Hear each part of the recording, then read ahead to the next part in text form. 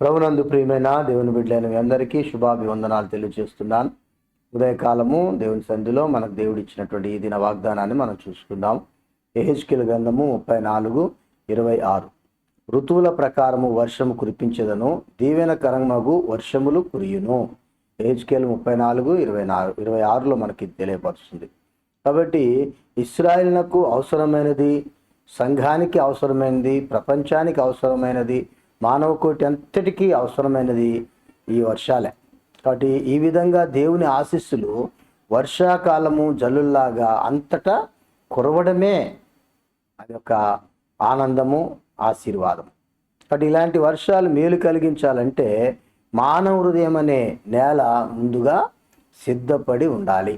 కాబట్టి వర్షాలు కురుస్తాయి, కానీ మనం సిద్ధపడకపోతే ఆ వర్షం దుర్వినియోగం అయిపోయే పరిస్థితి వస్తుంది. కాబట్టి అలాంటి కాకుండా వర్షాలు సద్వినియోగం అయ్యే రీతిగా మనము సిద్ధపరచుకోవాలా. ఈ పరిశుద్ధ లేఖనాల్లో మనం కొన్ని మాటలు చూద్దాం. హోషేయ గ్రంథము 10వ అధ్యాయము 12వ వచనం. నీతి ఫలించినట్లు మీరు విత్తనం వేయుడి, ప్రేమయను కోత మీరు కోయుడి. యెహోవాను వెదుకుటకు ఇదే సమయము గనుక ఆయన ప్రత్యక్షమై మీ మీద నీతి వర్షం కురిపించినట్లు ఇదివరకు ఎన్నడూను దున్నని బీడు భూమిని దున్నుడి.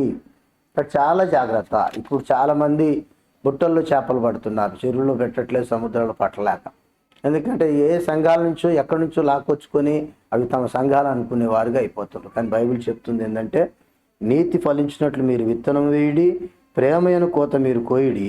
యెహోవాను వెదుకుటకు ఇదే సమయము కనుక ఆయన ప్రత్యక్షమై మీ మీద నీతి వర్షము కురిపించినట్లు. దేవుని ప్రత్యక్షత, దేవుని యొక్క వర్షము, నీతి వర్షము కురిపించబడేటట్లు ఎవరంటే మనం చేయవలసిన పని ఏంటంటే, ఇదివరకు ఎన్నడూను దున్నని బీడు భూములు దున్నేవారముగా మనం ఉండాలి. కాబట్టి ఆ దేవుని ఎరగని వారికి దేవుని ఎరుక చేసేవారం కావాలి, కానీ ఎరిగిన వారిని తప్పు త్రోవలోకి, భ్రమపరిచే ఆత్మలోనికి నడిపించే వారంగా ఉండదు. కాబట్టి దీవెనకరమైన వర్షము దేవుడు అనుగ్రహిస్తాడు. చూడండి, కొన్ని మాటలు చూద్దాము. హెబ్రీయులకు రాసిన ఆది కాండము 12వ అధ్యాయము, ఆది కాండము దేవుడిచ్చిన వాగ్దానం 3వ వచనం. నిన్ను ఆశీర్వదించు వారిని ఆశీర్వదించదను, నిన్ను దూషించు వారిని శపించదను. భూమి యొక్క సమస్త వంశములు నీ యందు ఆశీర్వదింపబడని అబ్రాహాముతో అనగా. కాబట్టి నీ వలన, నా వలన భూమి యొక్క సమస్త వంశములు ఏమవ్వాలంటే ఆశీర్వదింపబడాలి. అందుకొరకు దేవుడు నిన్ను నన్ను ఏర్పరచుకున్నాడు. సంఖ్యాకాండము 6వ అధ్యాయము 22వ వచనం. యెహోవా మోషేకి ఇలాగ సెలవిచ్చెను, నీవు అహరోనుతోను అతని కుమారులతోను ఇలాగనుము, మీరు ఇశ్రాయేలును ఇలాగ దీవింపవలను. యెహోవా నిన్ను ఆశీర్వదించి నిన్ను కాపాడును గాక. యెహోవా నీకు తన సన్నిధిని ప్రకాశింపచేసి నిన్ను కరుణించును గాక. యెహోవా నీ మీద తన సన్నిధి కాంతి ఉదయింపచేసి నీకు సమాధానము కలుగజేయును గాక. అట్లు వారు ఇశ్రాయేలు మీద నా నామమును ఉచ్చరించుట వలన నేను వారిని ఆశీర్వదించదను. దేవుని దీవెనలు, దేవుని ఆశీర్వాదం ఈ విధంగా కుమ్మరించబడతాయి.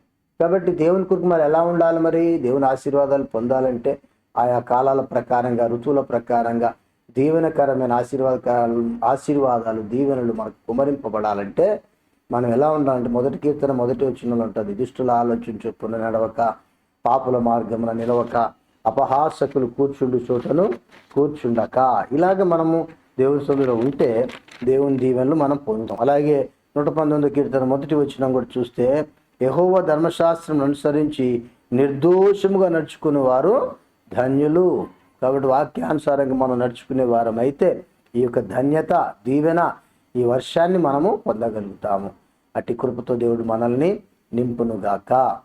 మహోన్నతుడా, మా రక్షక, మా కాపరి, మీకే వందనాలు, స్తుతులు, స్తోత్రములు నాయన. ఉదయకాల నీ వర్తమానాన్ని బట్టి, నీ యొక్క వాగ్దానాన్ని బట్టి స్తుతిస్తున్నాను తండ్రి. మమ్మల్ని దీవించడానికి మీరు ఏర్పాటు చేసిన నియమాన్ని బట్టి వందనాలు చెప్తున్నాను.